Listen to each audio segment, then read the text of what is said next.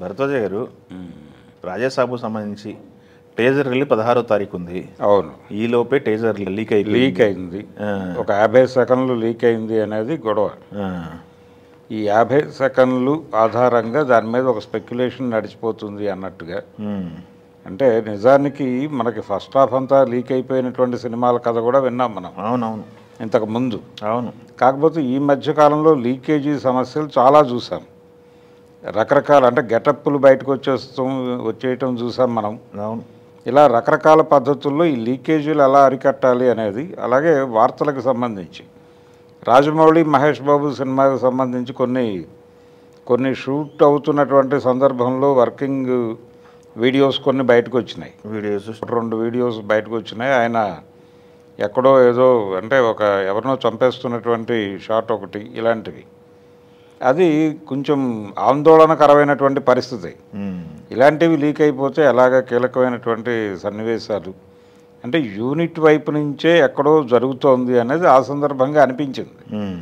ఇది రాజమౌళి మహేష్ బాబు సినిమాకు సంబంధించి. ఇది టెక్నికల్ సైడ్ నుంచి ఎక్కడో లీక్ అయింది అనేది అర్థమవుతోంది. టీజర్ కదా, ఎడిటింగ్ దగ్గర నుంచి లీక్ అయి ఉండాలి. కాబట్టి ఆ లీకేజీ ఎలా పరిహరించాలి అనేది తెలుసుకోవాలి. ఎడిటింగ్ దగ్గర నుంచో లేకపోతే రష్ కట్ చూసుకోవడానికి. టీజర్ కటింగ్ జరుగుతున్న టైంలోనే ఎవరో వాంటెడ్గానే దీన్ని బయటకు తీసుకెళ్ళాలి అనే ఉద్దేశంతో లీక్ చేసింది. ఈ లీకేజ్ వలన ప్రయోజనం ఏమిటి అంటే సినిమాకి సంబంధించిన ఒక డిస్కషన్ జరుగుతుంది. ఇప్పుడు 50 సెకండ్లు ముక్క బయటకు రావడం వలన సినిమాకి వచ్చే ప్రమాదం ఏం లేదు. అది కంటెంట్కి సంబంధించి అందరికీ తెలిసిందే. అది హారర్ కామెడీ జానర్లో వెళ్తున్నాడు ఆయన. ఆ జానర్లో ఆల్రెడీ కొంత పట్టుంది మారుతికి. అందుకని దీనికి ఒక పెద్ద హీరో, పెద్ద మార్కెట్ సినిమాగా మారితే ఆ ఎన్విరాన్మెంట్ ఆడియన్స్లో చాలా థ్రిల్స్ తీసుకురావడానికి అవకాశం ఉంటుంది. అదే ఆ సినిమాకు సంబంధించినటువంటి సెల్లింగ్ పాయింట్. ఆ సెల్లింగ్ పాయింట్ మీద గేమ్ నడుపుతున్నారు వాళ్ళు రాజాసాబ్. నిజానికి ఇది ఎప్పుడో రిలీజ్ అవ్వాలి. అవును, అంటే చాలా గ్యాప్ తీసుకుంటున్నారు, చాలా డిలే అవుతుంది సినిమా. అంటే టేకింగ్కి సంబంధించి చాలా టైం తీసుకున్నాడు ఆయన మారుతి.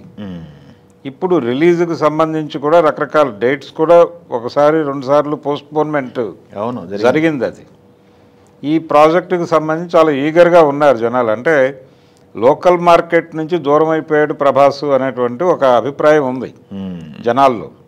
ఒక విచిత్రమైనటువంటి ప్రపంచాల్లో కనిపిస్తున్నాడు ఈ మధ్య తను చేస్తున్నటువంటి ప్రతి సినిమాలోనూ.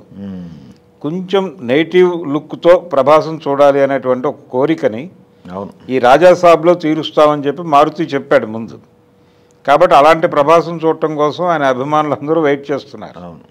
ఈ వెయిట్ చేస్తున్నటువంటి టైంలో ఈ లీకేజీ సమస్య ఏమిటి అనేది ఒక ఇష్యూగా ముందుకు వస్తోంది.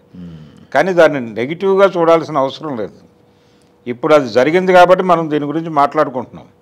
ఆఫ్ కోర్స్ 16వ తారీఖు ఈవెంట్ ఉంది అనే విషయానికి కూడా ఆ ఈవెంట్కి ఇది కర్టన్ రైజర్గా అనుకుందాం. పాజిటివ్గా అనుకుంటే 16 ఈవెంట్ పెద్ద లెవెల్లో ప్లాన్ చేశారు. నేషనల్ మీడియా అంతా వస్తుంది. అవును, అది ఇక్కడ మాత్రమే కాదు, ఇంకో 2-3 చోట్ల నిర్వహించే ఛాన్సెస్ కూడా ఉన్నాయి. కాబట్టి ఆ ఈవెంట్కి కర్టన్ రైజర్గా ఈ లీకేజ్ ఈవెంట్ అని ఎందుకు అనుకోకూడదు? ఓకే, అంటే ఇప్పుడు అది జరిగింది కాబట్టి ప్రపంచం అంతా మాట్లాడుతోంది. అందుకని ఇది ఉద్దేశపూర్వకంగా జరిగిందా అనేటువంటి ప్రచారం ఇవ్వటం నా ఉద్దేశం కాదు. కానీ ఈ లీకేజీలు అనేవి ఖచ్చితంగా కంట్రోల్ చేయాల్సినటువంటి అవసరం అయితే ఉంది. పర్టికులర్గా గెటప్లకు సంబంధించి అవి స్టిల్స్ బయటకు వచ్చేయటం, సర్ప్రైజ్ ఉండాల్సినవి సర్ప్రైజింగ్గా ఉంటాయి. థియేటర్లో కూర్చున్నటువంటి ప్రేక్షకుడు అక్కడ అనుభూతి చెందాలి.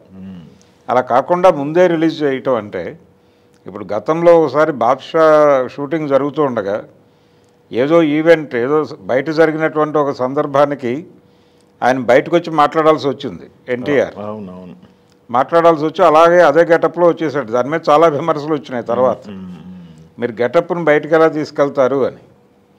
అలా ఈ లీకేజీల వలన జరిగే నష్టాలు అనివార్యంగా ఉంటాయి. కొన్ని సర్ప్రైజింగ్ ఎలిమెంట్స్ పోతాయి, జనాలకి అర్థమైపోతుంది ఏమిటి అనేది.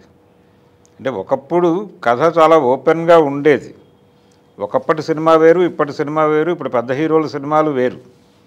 పూర్తిగా దీని మార్కెట్ స్పాన్ వేరు, దీని గొడవ వేరు. అందుకని ఈ టైంలో ఎందుకు లీకేజీలు కంట్రోల్ చేసుకోలేకపోతున్నారు అనేది ఒక కీలకమైన ప్రశ్న. ఇది మాత్రమే కాదండి, దీంతో పాటు కాన్షియస్గా ప్రభుత్వాలతో ఇప్పుడు చర్చలు జరుపుతున్నారు ప్రభుత్వాలతో. అవును అవును. ప్రభుత్వాలతో జరిపే చర్చల్లో వీళ్ళు ప్రధానంగా తీసుకోవాల్సినటువంటి అంశం ఏంటంటే ఈ సినిమా పైరసీకి సంబంధించి, అంటే సినిమా షో పడినటువంటి గంటలోనే ఇంటర్నెట్ ప్లాట్ఫామ్స్లో అవైలబిలిటీలోకి వస్తుంది. ఈ పరిస్థితిని నివారించడానికి ఏవైనా చర్యలు తీసుకోగలమా అనే దాని మీద ప్రధానమైనటువంటి దృష్టి పెట్టాల్సిన అవసరం ఉంది. ఓకే. అందుకని లీకేజీలు అనేవి అన్ని రకాలుగా సినిమా పరిశ్రమని ఇబ్బంది పెడుతున్నాయి. ఈ లీకేజీలు కంట్రోల్ చేయటం ఎలా అనే దాని మీద ప్రధానంగా ఫోకస్ పెట్టాలి. ఇప్పుడు రాజాసాబ్ ఏదో 50 సెకండ్లు కాబట్టి మనం అవునవును దాన్ని పాజిటివ్ యాంగిల్లో మాట్లాడుకుంటున్నాం. ఇది కర్టన్ రైజర్ కావచ్చు, ఈవెంట్కి అని మాట్లాడుకుంటున్నాం, కానీ అన్ని సందర్భాల్లోనూ ఇలాగే ఉండదు. ఎస్. అందుకని అర్జెంటుగా ఈ లీకేజీలు ఎక్కడి నుంచి జరుగుతున్నాయనే దాని మీద వాళ్ళు ఒక సీరియస్గా ఒక దర్యాప్తు జరిపి సీరియస్గానే చర్యలు తీసుకోవాల్సినటువంటి అవసరం అయితే ఉంది.